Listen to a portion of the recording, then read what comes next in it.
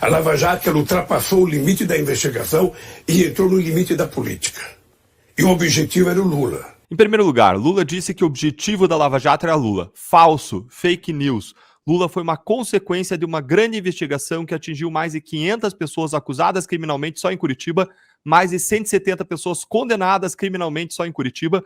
Lula era uma dessas pessoas. E por que ele foi acusado e condenado? Porque havia grandes provas, grandes evidências fortíssimas de corrupção, de lavagem de dinheiro praticados diretamente por ele. Por isso que ele foi condenado por corrupção em 3 instâncias e depois absolvido no Supremo, do mesmo modo como o Supremo livrou corruptos ao longo da história em grandes investigações, do mesmo modo como grandes ações penais, operações contra a corrupção foram anuladas ao longo da história. Esse é o primeiro ponto. Segundo ponto, quem acusou e condenou Lula não foi uma ou 2 ou 3 pessoas. Só na primeira instância no Ministério Público, 15 a 20, mais outro tanto de procuradores na segunda, mais outro tanto de procuradores na terceira. Foi um juiz em primeira instância, mais 3 desembargadores na segunda, mais 4 ministros na terceira.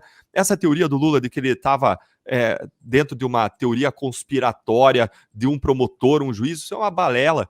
É uma balela que não encontra qualquer eco na realidade. Basta juntar 1 mais 1 e somar 2, que você chega à conclusão límpida e clara para todos os brasileiros de que um grande corpo técnico de agentes públicos, com diferentes visões de mundos, analisou os fatos, as provas, a lei e entendeu que Lula deveria sim ser responsabilizado pelos crimes praticados, como 3 instâncias entenderam e como 3 instâncias condenaram no primeiro caso do caso Triplex e no segundo caso do sítio de Atibaia.